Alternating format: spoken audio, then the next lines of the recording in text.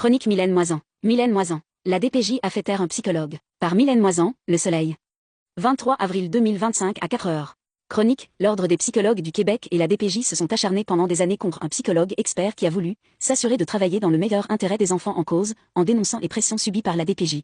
La Cour supérieure vient de confirmer qu'Éric Bergeron a bien agi. Il n'aura malheureusement pas la chance d'en prendre connaissance, il est décédé en octobre, à 55 ans.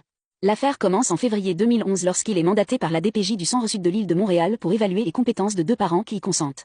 Il se met au boulot, rencontre le père et la mère, discute aussi avec des intervenantes de la DPJ pendant le processus. Il produit 2 rapports qui serviront pour la suite des procédures visant à chercher la meilleure solution pour les enfants en cause. Les choses se corsent le matin du 21 juin, le jour où il doit témoigner, alors qu'il rencontre l'avocate de la DPJ en présence des 2 intervenants sociaux afin de discuter de son témoignage, peut-on lire dans la décision de la Cour supérieure publiée le 10 mars. Mais devant le tribunal, Éric Bergeron sent que les dés sont pipés, la DPJ prenant de ses évaluations ce qui fait son affaire. Éprouvé, il en fait part à un des intervenants, en lui laissant 2 messages téléphoniques en fin de journée. Le premier va comme suit: j'ai l'impression que je suis arrivé dans un tribunal avec un petit peu de clown, avec un juge de clown, avec des avocats tellement biaisés. C'est sincèrement la première fois et, j'espère, de ma carrière, la dernière fois que j'assiste à un spectacle pareil.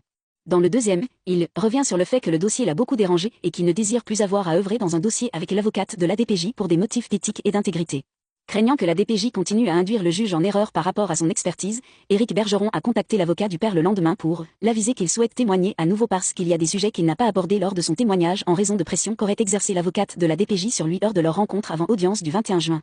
L'avocat en fait la demande lors de l'audience prévue la semaine suivante, l'avocate de la DPJ s'y oppose, tout est reporté au 17 août. Le 17 août, la DPJ s'y oppose encore.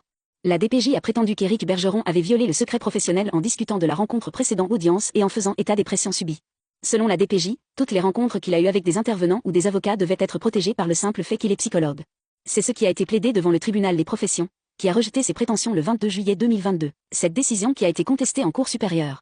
La seule présence d'un professionnel à une rencontre ne la rend pas ipso facto protégée par l'égide du secret professionnel, a confirmé le tribunal le mois dernier.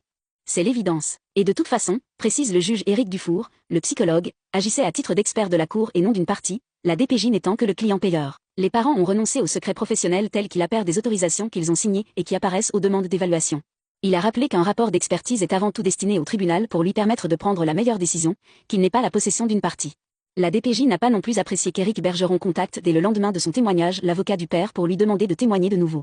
Il semble cependant qu'en agissant de la sorte le psychologue voulait surtout s'assurer de travailler dans le meilleur intérêt des enfants en cause, réplique le juge.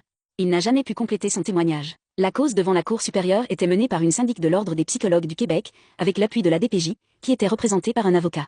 Sauf en ce qui concerne un détail factuel, l'intervenante directrice de la DPJ du SUS du Centre-Sud de l'île de Montréal, DPJ SUS, appuie le pourvoi de la syndic, écrit le juge. Et qui était directrice de cette DPJ depuis 2018, je vous le donne en mille, à Saint-Agallo, qui a d'ailleurs été mise en cause dans différents dossiers de graves lésions de droit, qui a fait la manchette dans la foulée du scandale au centre de réadaptation de Cité des Prairies. Celle-là même qui a été nommée en février par le gouvernement vice-protectrice du citoyen. Son nom figure en toutes lettres sur la première page du jugement rendu en mars par la Cour supérieure, elle y est identifiée comme intervenante au dossier. Dans les commentaires laissés à la fin de l'avis de décès d'Éric Bergeron, qui a succombé à une maladie, plusieurs personnes soulignent le courage qu'il avait de défendre ses opinions et de bousculer les idées préconçues. On met aussi en lumière sa vivacité d'esprit, son sens de l'humour et son attachement aux autres. Qu'il repose en paix. Pour réagir à cette chronique, écrivez-nous à opinion@lesoleil.com. Certaines réponses pourraient être publiées dans notre section opinion. Mylène Moisan, Le Soleil. Journaliste au quotidien Le Soleil depuis 1999, Mylène Moisan signe depuis 2012 une chronique où elle raconte des histoires singulières qui touchent à la fois les gens et la société dans laquelle nous vivons.